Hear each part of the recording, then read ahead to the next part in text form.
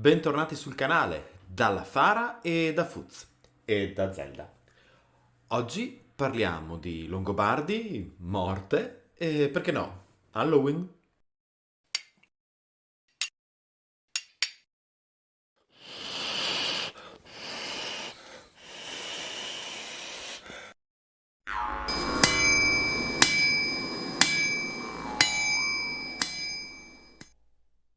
Bentornati, come sempre sul canale e come sempre un ringraziamento a chi ci supporta su Patreon, si abbona a YouTube o ci supporta su Typee. Vi ricordo che trovate sempre il link in descrizione per supportarci e che se non ve la sentite iscrivervi al canale e cliccare la campanellina è già un grandissimo aiuto. Oggi affrontiamo un argomento stagionale, un argomento di cui in realtà su questo canale parliamo da sempre, cioè dei Longobardi e della morte. Credo ci sia addirittura un video dei primissimi tempi intitolato proprio I Longobardi e la morte. Siamo in quella stagione dell'anno, tradizionalmente la Chiesa Cattolica festeggia, e ne discuteremo non da sempre, i morti e i santi in questo periodo. Altrettanto tradizionalmente negli ultimi 200 anni si è voluto vedere in questo periodo dell'anno una sovrapposizione con culti precristiani di origine celtica che avrebbero dedicato ai morti proprio questo periodo dell'anno, parleremo brevemente anche di questo, e noi come ricostruttori longobardi e divulgatori della storia longobarda ci rifacciamo principalmente alle informazioni che arrivano proprio dalle necropoli. È quindi il momento migliore dell'anno, anche se forse non così spooky, per approfondire l'importanza di quello che ci arriva dalle tombe e di quello che sappiamo di come i Longobardi affrontassero la morte e la riuscissero a calare nella società. Sì, perché dobbiamo partire da un presupposto. La morte è un evento biologico, ma la sua accettazione da parte della società invece è uno squisito fenomeno culturale che mostra molti aspetti di una società, la declina, la definisce e addirittura ci lascia intendere come le persone volessero mostrarsi nel loro ultimo momento o come la società si aspettasse che loro si mostrassero. Parliamo allora un attimino di questa vexata questio di Ognissanti e Halloween. Non entreremo nel merito dal punto di vista della religiosità neopagana contemporanea, non è questo l'oggetto né del canale né del video, ma possiamo dire che originariamente la festa cattolica, prima dei santi martiri e poi dei morti, non era calendarizzata in questo periodo dell'anno. Scusate, devo spostare Zelda che sta facendo danni.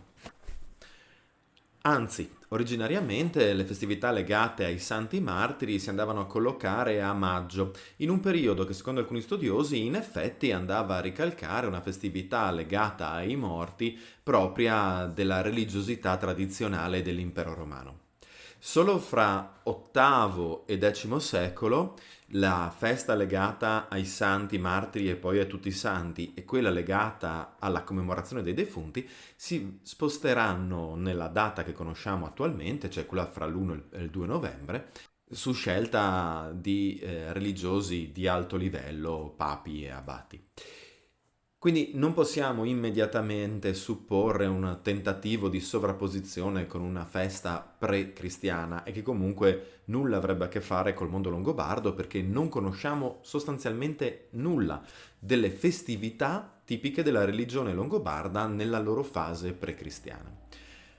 Fra VIII e X secolo, e uso questo span perché in effetti prima si sposta una festa, poi si sposta anche l'altra, assistiamo alla calendarizzazione odierna. Secondo gli studiosi dell'Ottocento, questa calendarizzazione sarebbe andata appunto a sovrapporsi a una festività tradizionale di origine celtica, Samhain, in ambito irlandese, Samonios, se vogliamo provare a interpretarla nel celtico continentale, che avrebbe appunto dato inizio all'anno celtico e che sarebbe caduta proprio fra il 31 ottobre e il 1 novembre. Ultimamente studi più recenti mettono un pochino in dubbio questo tipo di posizionamento sul calendario e soprattutto per quello che riguarda l'Irlanda, tra l'altro. Come dicevo all'inizio del video, noi non entreremo nello specifico di queste discussioni, un po' perché non sono la nostra materia di approfondimento, un po' perché non riguardano il mondo longobardo, ma sicuramente oggi, nel 2023, che si sia protestanti, che si sia cattolici, che si sia neopagani, il periodo di Halloween, il periodo di Ognissanti, viene riconosciuto come il momento in cui si commemorano i defunti, ognuno con la propria declinazione personale.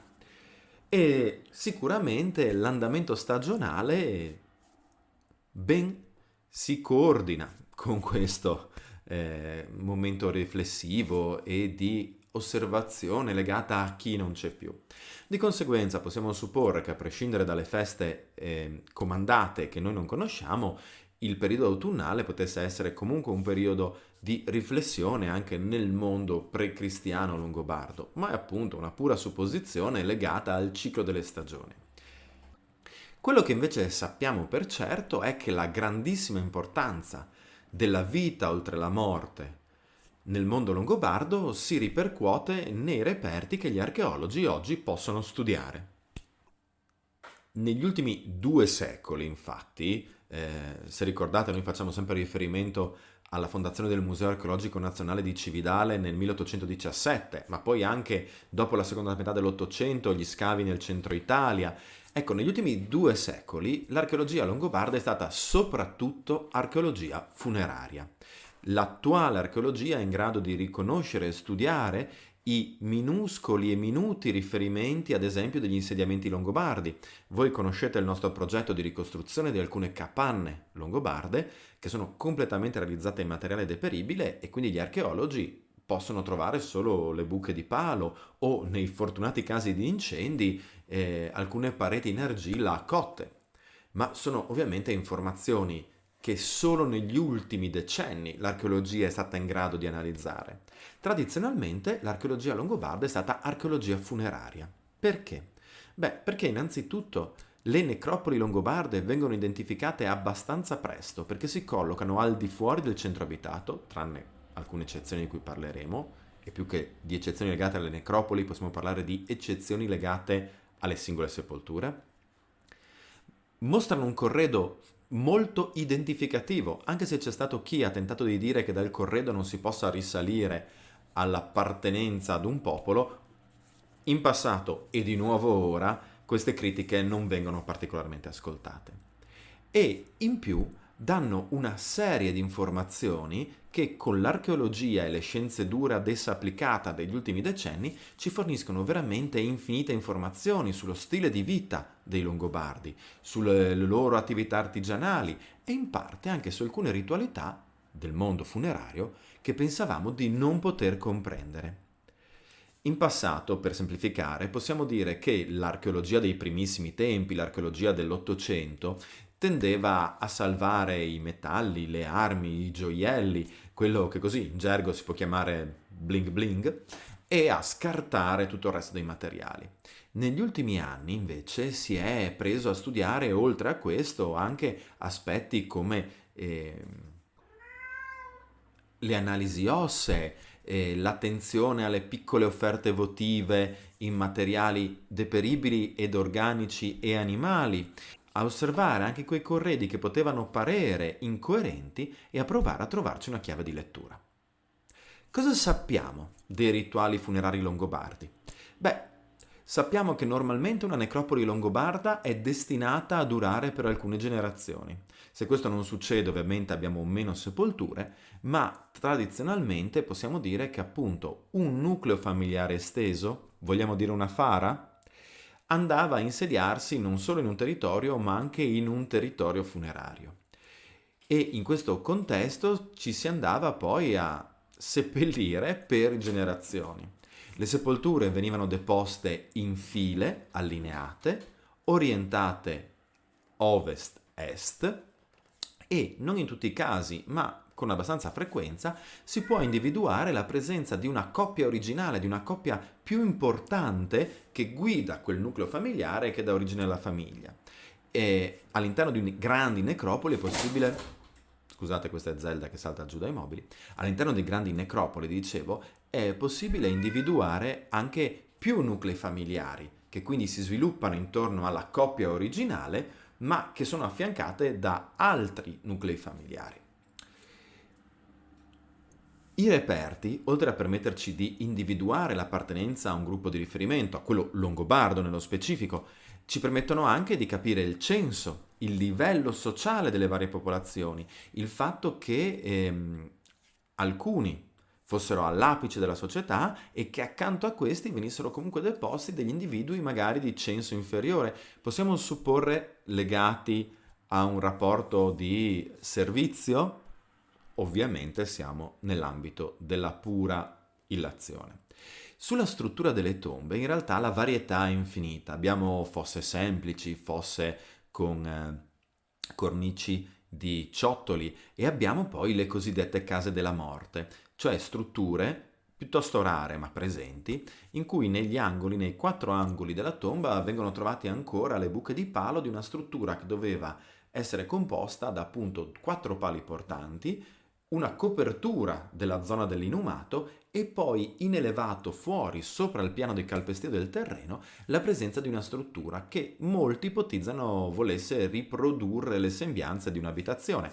Se siete incuriositi da questo specifico argomento, vi lascio un video che abbiamo girato lo scorso febbraio e che riguarda proprio la realizzazione da parte nostra di una casa della morte, con il rito funerario annesso, la deposizione del morto e del corredo, della morte in questo caso, in un contesto rurale, perché sì, anche questo vuol dire probabilmente, per quanto ci fossero delle matrici culturali comune, il fatto di creare una necropoli in un ambiente cittadino o di crearla in un sito ex novo completamente rurale doveva anche modificare ad esempio l'aspetto dei segnacoli come quelli della Casa della Morte, che dovevano però spiccare in mezzo agli altri che molto probabilmente dovevano essere piccoli tumuli di ciottoli o di terriccio.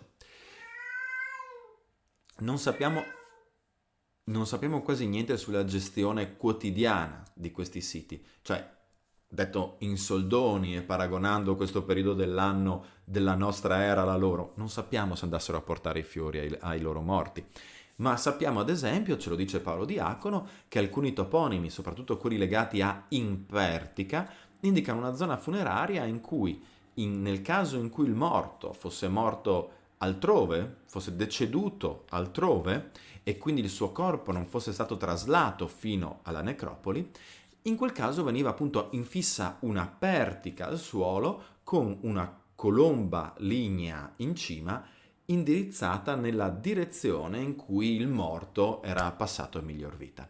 Quindi cominciamo a vedere una certa varietà in questi cimiteri, fosse semplici con piccoli tumuli di riferimento, case della morte, pertiche, non troppo dissimile da come quando oggi entriamo in un cimitero possiamo vedere tombe più semplici, tombe in marmo, tombe di famiglia.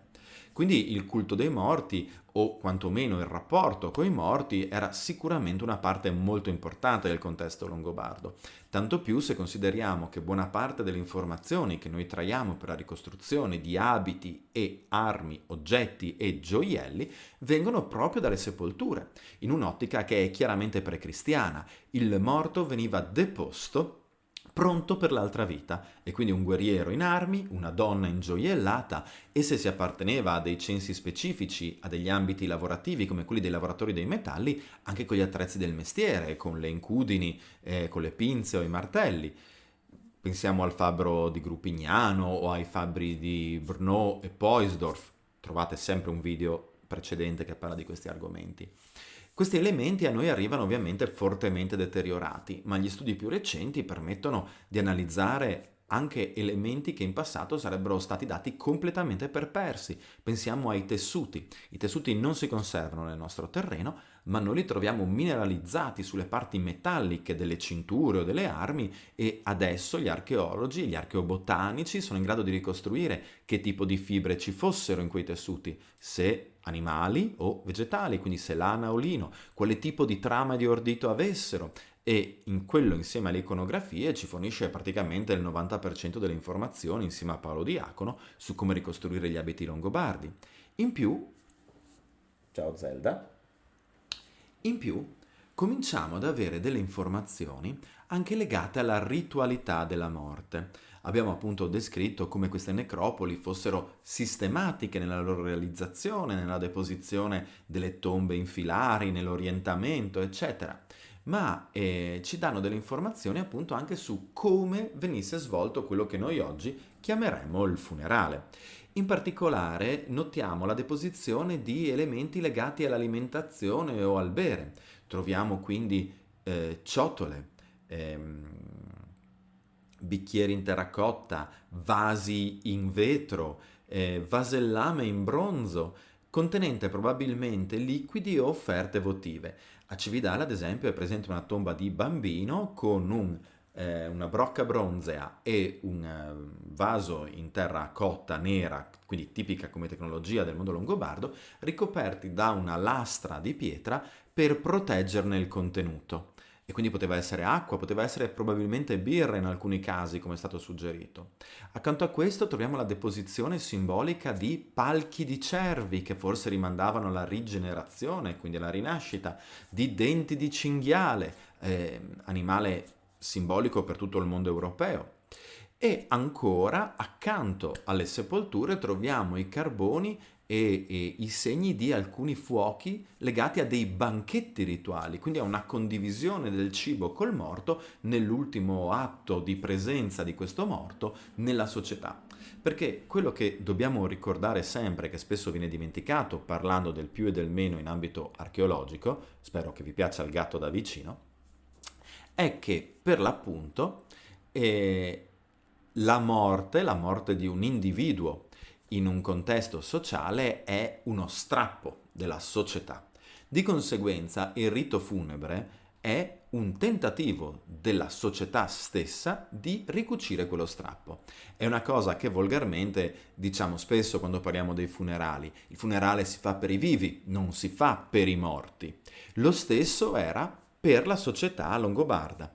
Il rituale, il banchetto, la deposizione del corredo che andava a definire il ruolo sociale di quell'individuo, altro non era che un tentativo di ricucire lo strappo sociale che la morte, l'amputazione dalla vita di quell'individuo, per citare le Kenninger del Beowulf che stiamo utilizzando ultimamente nel podcast, ecco, andava a ricucire. Tutto questo serviva a irregimentare la morte. La morte diventava una parte della società ed era da questa comprensibile e accettabile.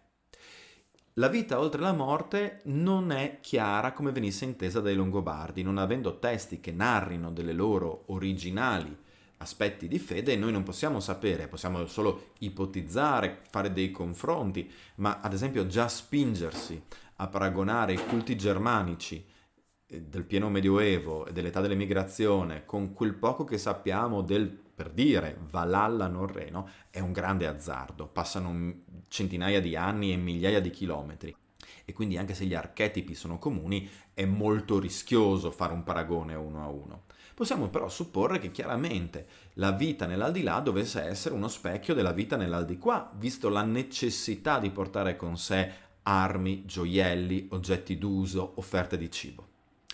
In particolare alcune tombe hanno degli elementi eccezionali, pensiamo ad esempio ai corni potori in vetro, un tipo di lavorazione del vetro che tradizionalmente i Longobardi non facevano, quindi doveva essere chiesto agli artigiani autoctoni, ma con un gusto tipicamente centroeuropeo, che porta alla presenza di corni come quello rosso vinaccia di Cividale, quelli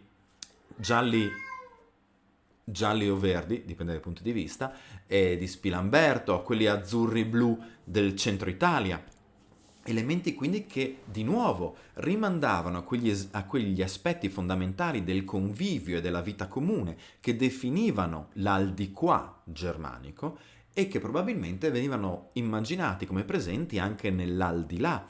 Tutti gli aspetti legati alla condivisione del cibo, del calore del fuoco, della bevanda alcolica, e quindi torna al corno potorio, insieme ai racconti e alle narrazioni. Ecco, tutto questo nel mondo germanico andava a definire cos'era la vita sociale. Quello che noi troviamo nelle tombe ci fa pensare che si aspettassero una vita sociale simile anche nell'aldilà. In Italia, ad esempio, non abbiamo mai trovato lire, strumenti musicali, ma per chi conosce com'è una lira alto medievale, è una struttura scavata in una singola trave di legno e poi coperta con un tappo dello stesso legno, è una struttura estremamente delicata che è difficile che il nostro terreno italiano conservi, ma in giro per l'Europa si contano più di una ventina di esempi di lire germaniche, dai Sassoni ai Bavari, agli Alamanni, ai Franchi, realizzate più o meno tutte con la stessa tecnica e sempre presenti in tombe principesche, quindi di nuovo in quel contesto alto socialmente che faceva del convivio e dei racconti il fulcro della sua identità e che così doveva essere probabilmente anche nell'aldilà longobardo. Abbiamo poi degli aspetti legati alla percezione della morte da parte dei vivi. È un passaggio che io ho letto più volte, quindi oggi non lo rileggo pari pari, ma ve lo racconto, ma basti pensare a quando Paolo Diacono, pur denigrando il gesto e trattando l'autore del gesto un po' come uno stupidotto, ci fa presente che il duca di Verona era andato a scoperchiare la tomba di Alboino, del primo re longobardo in Italia, ne aveva preso la spada e si era fregiato di aver visto il re. Ora, chiaramente Paolo Diacono condanna l'atto da un punto di vista di buon cristiano e quindi di manipolazione del defunto in chiave ovviamente antietica, ma pensiamo a quanto dovesse essere importante per quell'individuo, per quel duca e per quelli a cui lui avrà raccontato questo suo gesto, la presenza di quella tomba, la presenza della tomba del primo re, dei manufatti contenuti nella tomba del primo re, della spada del primo re che lui appunto trafuga e di cui si appropria, quindi appropriandosi simbolicamente della forza del primo re. Quindi ancora nell'Italia longobarda in via di cristianizzazione avanzata, la simbologia di quanto veniva deposto nelle tombe era ancora fortissima a livello politico e sociale. La morte quindi permea la società longobarda e è un fenomeno naturale che però definisce la narrazione che i longobardi hanno di sé e che vogliono che le future generazioni abbiano dei loro antenati.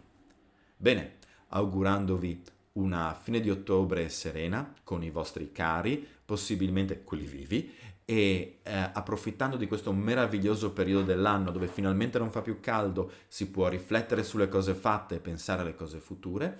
Vi ricordo che noi siamo sempre qui, che ci vediamo con i prossimi video, che questo weekend avremo un weekend di lavori tipico dell'associazione perché una delle 2 cene annuali è proprio quella di Halloween o dei morti e che quest'anno svolgeremo in questo weekend perché il ponte del 31 cade infrasettimanale. Quindi un pensiero a voi, un pensiero ai vostri cari e mandi!